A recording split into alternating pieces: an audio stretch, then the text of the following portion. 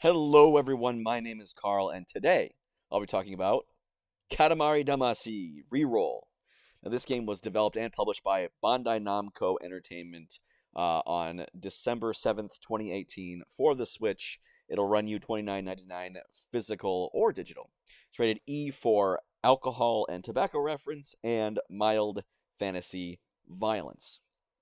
So, this game itself was a remaster of the original 2004 game Katamari Damacy, released back on the PlayStation 2, which I didn't even realize at the time that I was playing. So, I'll be reviewing this game as kind of its own thing and less focusing on its status as a port or remaster of an old game. So, it follows the exploits of the Prince in an effort to use something called a Katamari, which is a sticky ball to roll up stuff on Earth to make giant spheres for his father, the king of all the cosmos, to put in the sky to replace the old stars and constellations up there because the king of all the cosmos accidentally blew up everything in the cosmos. So it follows the prince, little 5 centimeter tall boy, to try to replace the entire cosmos with stuff on Earth. So going into this game, I did want to get this. It was actually kind of hard to find, but I had originally played We Heart Katamari, which was the sequel to the original Katamari Damacy. Our dad bought it for us, me and my siblings, randomly, and I don't know why, but I played it and I enjoyed it. So I wanted to see like what the deal was with this, if this was the latest game in the series. Turns out it's not the latest game; it's a port, but whatever. So the gameplay itself. Each level, typically, your goal is to grow your Katamari to a certain size within a time limit. So you're sat down, you're the prince, you have a Katamari of a certain initial size, and you have to use the two sticks in your hands to roll the Katamari along, roll up small stuff. Once you start like rolling up smaller stuff, your Katamari will get bigger, and then you can roll up bigger stuff, etc., etc. Really, really easy to learn. This game is super accessible for like newer gamers. So if you're someone that doesn't want like an intense, complicated thing, definitely this is a game for you. Um, but the skill in each level kind of figures out is about figuring out how to route your Katamari, because if you roll over something, the bigger it is, obviously the bigger it will make your Katamari. Like it's like a snowball, right? But if the object is too big, then you won't be able to roll it up and you're wasting your time trying to roll up things that you can't. So it's all about trying to find the best path to go to roll up the most stuff. It's not so much an emphasis on like precise control. It's really, really simple. It's more about figuring out where to go. Some other things involving with it, there's like sometimes you'll get certain sentient beings trying to attack your Katamari and break stuff off of it if you crash. Um, Interestingly enough, if you roll something awkward up, like let's say you roll a pencil up and it's sticking out, if you roll over that pencil, the pencil will dig into the ground and you'll have to pop over it. So it's kind of cool. The actual shape of the things that you're rolling up influences how like it rolls. It's not just for aesthetic purposes. So the game's about like trying to figure out how to roll this stuff up smoothly and nicely as well as quickly enough so that you can kind of grow exponentially and make sure that you grow to the specified size in the specified time limit. There is no 2P co-op in this game, unfortunately. There is a 1v1 multiplayer game where you each try to roll up stuff to make the biggest Katamari. Didn't really play a lot of that in this game, so I can't speak for it, a lot. But yeah, that's basically the gameplay. Super simple, done really well. Not much to go in depth about there. Um, so next up, we're gonna go into the story of the things. The story, I mean, like, just look at this. Look at this. You've got this giant guy in the background. You've got this big old ball with like a 5 centimeter tall prince. You got this rainbow over here. Like, what's going on? This game is like fever dream weird, like peak Japanese weirdness. It the tone itself is especially like cheery. Seeing as how you're rolling up like people and buildings later, and cats and dogs and like living things. It's like surprisingly like, everything's happy and upbeat. Of course you got like it starts out with like some narration about the king of the cosmos, and I remember it says, "One day the king of all the cosmos blew up everything in the sky. No big deal, really." That sort of thing where it's just like this crazy thing happens, that would, in all, if the moon blew up, like that would have huge implications on Earth. But they're just kind of like, oh, darn, guess we gotta go fix it. And the solution is to roll things up on Earth. Of course, if you roll stuff up on Earth, you wouldn't have enough matter to make one star, but instead you're replacing all of the stars in the sky. It's just things like that where it's just like absolutely bonkers. There's also a weird story that I didn't really care for, where like after you beat every level or something, there's like this family, and the dad of the family is an astronaut, and they're all sad because he can't go to the moon, because the moon got blown up, and like that's their biggest concern. And like the girl is like at one with the cosmos, so she can tell when you like put a new constellation back. I don't know. Like it was just a little thing. Like I didn't really care for it. Didn't like bother me either. But like, yeah. Um. So like overall, again, like to kind of touch on the the tone. Like you've got cheery music playing in the background. You've got rainbows and flowers coming off the screen. Uh, and like you've got the king babbling on in the background, saying, "Oh my gosh, you're doing great, son."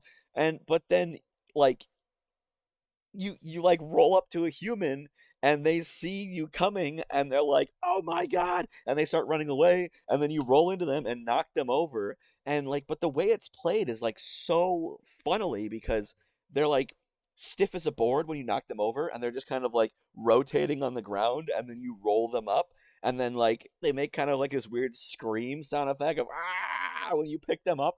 But it's like you're like killing these people, right? Like they're gonna die, but everybody's happy and like, "Oh, thank you for putting the." I don't know. Like, it kind of makes me feel like, am I a psychopath for liking this game? Because I think this is hilarious, but it's definitely played for laughs. But whatever. Um, Overall, like story wise with content though, my biggest complaint was like how few levels there were, how short the game was. It definitely has replayability in that there's a couple of things to find, in every level, and there's like obviously you can play the levels again to try to get a better score, try to get bigger faster. But like if you just want to play through each of the levels and beat the game, it's only going to take you a few hours at most. And given how like simple this formula is of like make it a level, give you a Katamari and go, I kind of wish that they had done more. But I mean, like I said, I did find out this was a remake of the first one, so I do kind of understand, because they do take it farther with later installments, but still. Um, Onto the graphics and art style, everything is really blocky and solid. Like there's no really textures. It's like solid colors and like lots of pastels and stuff.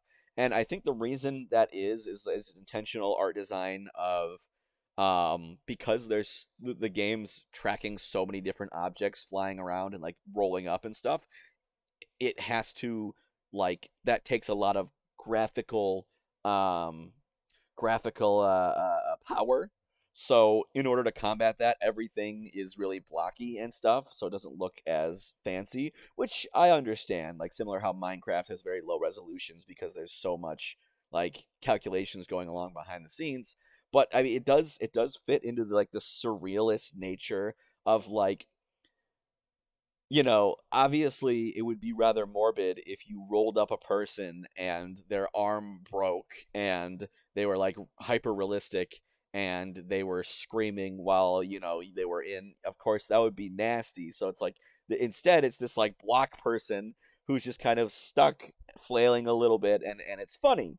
So I do understand why they did that, and I do think it works in the context of the game. Just know that while it doesn't look ugly, to me at least, it's not gonna be the fanciest like graphics in the world. If you're like a gamer that loves your graphics like that, you're not gonna get with that with this game.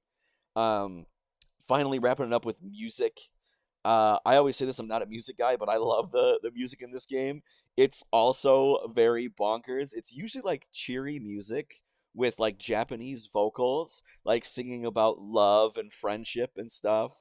But like you're rolling up people to turn into stars, so you're listening, like I can't get over this contrast. But it is really cheery music, and I do like they all fit with the themes of each one. So, I can't complain. I'm a weird guy if y'all haven't known, so I really like it when things um take take the strange concept to its absolute limit. Um Before my conclusion, DLC, there's no DLC. So, don't have to worry about that. But yeah, into my conclusion of like how I felt about this game. I love the concept of this game. It's such a neat little thing of like really easy to pick up and really easy to understand, but still deep enough and have some depth to keep you coming back and like wanting to get better at the game. Uh, it plays really easily, and it's got the, of course, extremely stupid, bonkers tone and outrageous concept of this little 5 centimeter tall prince rolling around the ball the size of continents, literally in some of the levels. Um, but overall, my biggest criticism is the lack of content. You know, I might be a little spoiled because coming from We Heart Katamari, which was a sequel, and it's a good sequel. I've playing this game. It just kind of was more than this game. It had more levels, more concepts. You could play as different characters. There was a two-player co-op mode, stuff like that. It kind of makes me wonder, okay, why didn't they remake that game instead? Because it did come out for the PS2 as well. So it's not like it's the same concept. Either A, why didn't they remake that game, or B, make this a bundle, or C, which would have liked even more, like combine the stories of both the games so that it's like one continuous, collection and everything. I think that would have been awesome.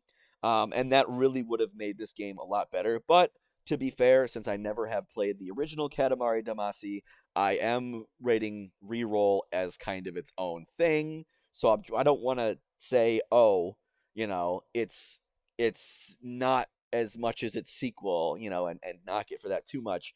But I do think it gets a 7 from me. It is a solid game in its design, if only a bit lacking in its content. But yes, those were my thoughts on Katamari Damacy Reroll. What'd y'all think? Do you think I'm right? Do you think I'm full of crap? Do you have any questions, comments, concerns? Put them down in the comments below because I read all my comments. But if that's it, stay safe out there, folks, and have a good one. See you in the next video. Bye.